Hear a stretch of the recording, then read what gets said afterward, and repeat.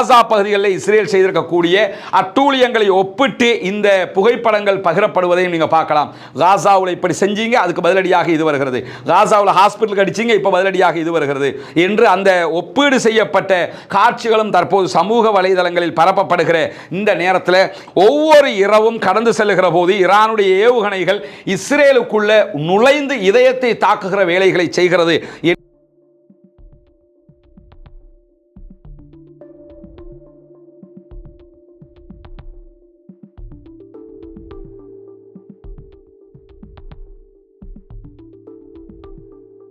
எலோனில் என்கிற ஒரு பகுதிகளிலும் இன்றைக்கு இஸ்ரேல் மீது ஈரான் கடுமையான தாக்குதல்களை நடத்தியிருக்கிறது.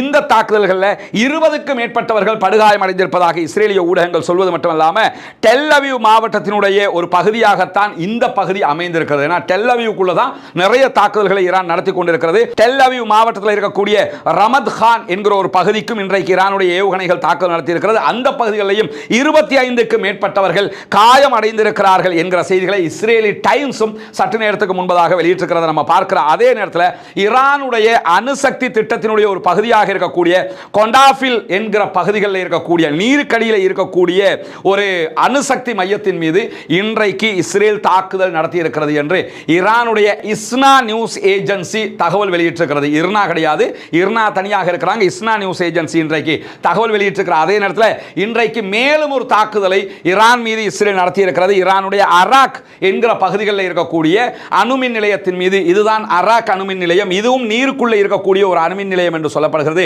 வெளியில இப்படி தெரிஞ்சதுக்கு இது தண்ணிக்குள்ள தான் இந்த அணுமின் நிலையத்தை அமைச்சிருக்கிறதாக சொல்லப்படுகிறது.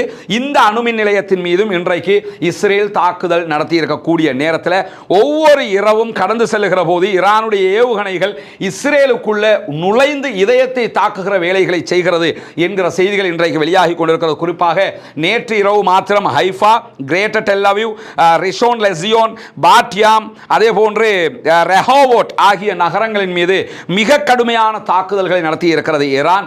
அதற்கு பதிலடியாகத்தான் நேற்று இரவு இஸ்ரேலும் ஈரானுடைய அணு நிலையங்கள் மீது தாக்குதல்களை நடத்தியிருக்கக்கூடிய செய்திகள் வெளியாகி இருக்கிற அதே நேரம் காசா பகுதிகளில் இஸ்ரேல் செய்திருக்கக்கூடிய அட்டூழியங்களை ஒப்பிட்டு இந்த புகைப்படங்கள் பகிரப்படுவதையும் நீங்க பார்க்கலாம்.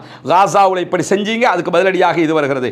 காசாவில் ஹாஸ்பிட்டலுக்கு அடிச்சீங்க, இப்ப பதிலடியாக இது வருகிறது என்று அந்த ஒப்பீடு செய்யப்பட்ட காட்சிகளும் தற்போது சமூக வலைதளங்களில் பரப்பப்படுகிற இந்த நேரத்தில் இஸ்ரேலுடைய ராணுவத்தினுடைய 5 பிரிவுகள் இதுவரைக்கும் காசாவில் நின்று சண்டையிட்டுக் கொண்டிருக்கின்றன என்கிற செய்திகள் வெளியாக இருக்கு. இன்னும் இஸ்ரேல் ராணுவத்தினுடைய 5 மிகப்பெரிய பட்டாலியன்ஸ் உள்ள இருந்து சண்டை போட்டுக்கிட்டு இருக்கிறாங்க என்கிற செய்திகளை நம்ம பார்க்க முடிகிறது. எனவே தொடர்ந்து இஸ்ரேல் ஈரான் மீது தாக்குதல் நடத்துகிறது, ஈரான் இஸ்ரேல் மீது தாக்குதல் நடத்துகிறது. ஆனால் ஆச்சரியம் என்னன்னு கேட்டா இதுவரைக்கும் முடியாது என்று நினைத்ததை முடித்து காட்டிக் கொண்டிருக்கிறது ஈரான்.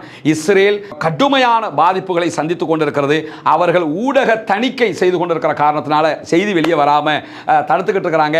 என்னதான் ஒரு ஃபுட்பாலை கொண்டு போய் தண்ணிக்குள்ள முக்கிக்கிட்டே இருந்தாலும் அது வெளியே வராமலா இருக்க போகுது. அது மாதிரி இப்ப செய்திகள் தாறுமாறாக வெளியே வந்து கொண்டிருக்குது.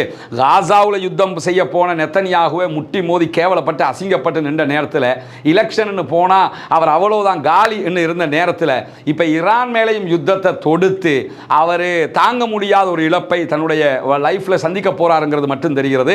அவருடைய அரசியல் லைஃபே இல்லாம போகிறதுங்கிறத அனுமானிக்க முடிகிறது. எது எப்படி போனாலும் அமெரிக்காவை தொடர்ந்து எங்களோட வந்து சண்டையிடுங்க என்று சொல்லி கெஞ்சி கேட்டுக்கொண்டிருக்கிறது இஸ்ரேல் என்கிற நிலையை நம்ம பார்க்க முடியும். ஆனால் ஈரானை பொறுத்தவரை இன்றைக்கு ரஷ்யா கிறிஸ்டல் கிளியரான ஒரு அறிவிப்பு அறிவிச்சிருக்கிறாங்க. அதில் என்னன்னு சொன்னா எங்களோடு ஈரான் நெருங்கிய தொடர்பில் இருக்கிறது என்பதில் மாற்று கருத்தில். ஆனால் எங்ககிட்ட எந்த ஆயுதத்தையும் ஈரான் கேட்கல, கேட்டால் நாங்கள் தாராளமாக கொடுப்போம் என்று சொல்லியிருக்கிறாங்க.